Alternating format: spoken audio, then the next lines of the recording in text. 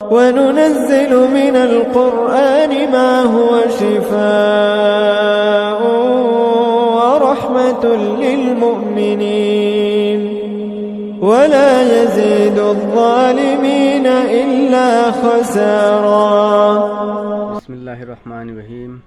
اللهم يا علي يا عظيم يا حليم يا عليم أنت ربي وعلمك حسبي فنعم رب ربي ونعم الحسب حسبي تنصر من تشاء وأنت العزيز الرحيم تنصر من تشاء وأنت العزيز الرحيم تنصر من تشاء وأنت العزيز الرحيم. আসসালামু আলাইকুম রহমতুল্লাহি ওয়া বারাকাতুহু। আমার প্রিয় ভাই বোনেরা, আশা করি আল্লাহ পাকের অশেষ রহমতে আপনারা সকলে ভালো আছেন, সুস্থ আছেন। আলহামদুলিল্লাহ, আমিও ভালো আছি, সুস্থ আছি। Ahmed Rouhani centre YouTube channel আপনাদের সকলকে আমি স্বাগতম জানাই অন্তরের অন্তরস্থল থেকে। যারা আপনারা আমার চ্যানেলে আজকে নতুন আসছেন, আপনাদেরকেও আমার অন্তরের অন্তরস্থল থেকে সকলকে স্বাগতম জানাই।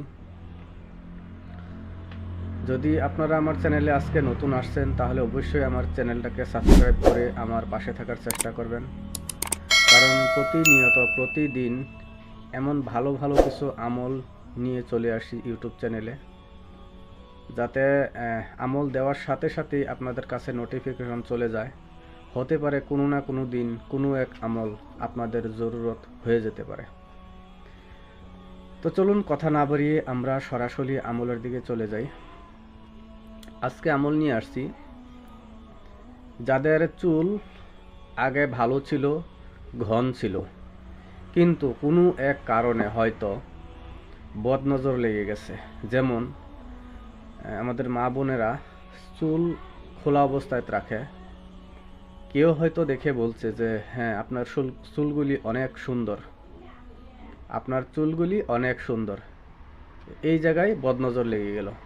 হ্যাঁ, ওই জায়গায় আমার বলা লাগছিল যে মাশাআল্লাহ, আপনার চুলগুলি খুব সুন্দর।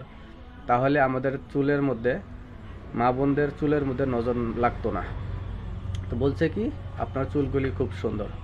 এই জায়গায় বদনজর লেগে গিয়ে কি হয়েছে, চুল ঝরতে আরম্ভ হয়ে গেছে। চুলগুলি হঠাৎ করে আস্তে আস্তে ধীরে ধীরে ঝরতে আরম্ভ হয়ে গেছে, মাথায় চুল নাইকিয়া হয়ে গেছে। হতে পারে কোনো এক বেমারের কারণে ভালো ভালো চুল ছিল, কালো কালো চুল ছিল, চুলগুলো ঝরে পড়ে যাচ্ছে। এটা যে কোনো কারণে হতে পারে। এখন এই কারণগুলিতে বাঁচতে কি করতে হবে, সেই বিষয়ের উপরে একটা খুব ভালো একটা কোরআনিক আমল নিয়ে আসছি। এই আমল অনেকেই করে উপকৃত হয়েছে ইনশাআল্লাহ, আর হবে না কেন। আল্লাহ পাকের কালাম দিয়ে কোনো আমল করলে, কোনো কাজ করলে সেটা তো ব্যথা যাবেই না, সেটা কাজ হবেই হবে, সেটা 110% শিওর। সেই ক্ষেত্রে আমার নিয়ত সহি থাকতে হবে, ইনশাআল্লাহ অবশ্যই হবে কাজ। তো চলুন আমরা সরাসরি আমল শুনে নিই। আমলের আগে কি করবেন, যেই তেল পছন্দ করেন, কেউ হয়তো ভালো খাঁটি সরিষার তেল পছন্দ করে মাথায় লাগাতে, কেউ হয়তো সুগন্ধিযুক্ত তেল পছন্দ করে। আপনি আপনার মাথার মধ্যে যে তেলেই ব্যবহার করতে চান, আপনি সেই তেলেই ব্যবহার করতে পারবেন, তাতে কোনো সমস্যা নেই। আপনি যে কোনো একটা তেল নিয়ে নিলেন মাথায় লাগানোর জন্য। এখন তেলের উপরে আপনি কি আমল করবেন, আপনি এই আমলটা করবেন যখন নতুন চাঁদ উঠবে। নতুন চাঁদের বৃহস্পতিবারের রাত্রে এশার নামাজের পরে এই তেলটা নিয়ে সামনে বসবেন। আপনাকে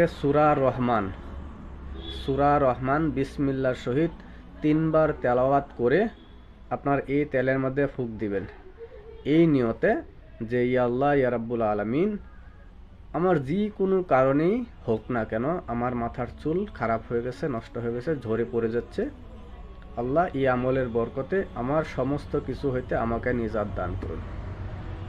আল্লাহর কাছে এই দোয়া করে এই আমল করবেন। পরের দিন থেকে আপনি এই তেল লাগাবেন, ইনশাআল্লাহ দেখবেন কিছুদিনের মধ্যে আপনি রেজাল্ট পাবেন।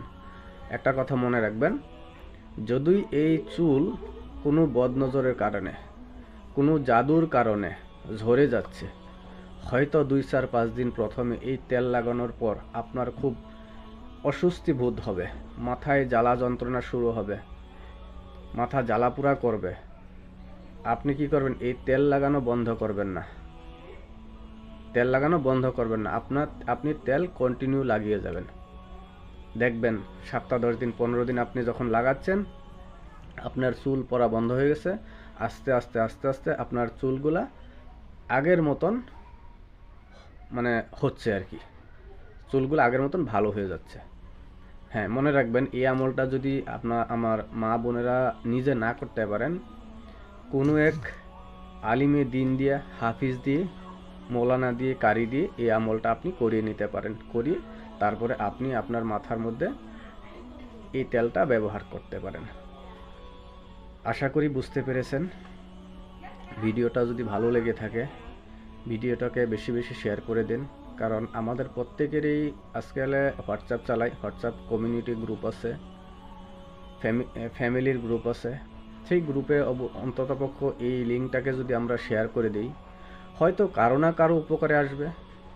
যদি এই ভিডিওটা, এই আমলটা আপনার একটা শেয়ারের কারণে যদি উপকারে আসে, তাহলে তো ওই ব্যক্তি আপনাকেও দোয়া দিবে আল্লাহর কাছে, আপনিও তো নেকের ভাগীদারি হলেন।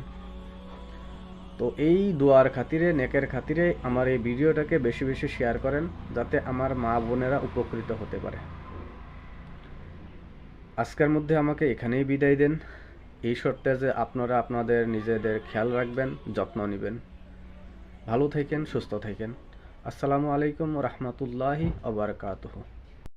وننزل من القرآن ما هو شفاء ورحمة للمؤمنين ولا يزيد الظالمين إلا خسارا.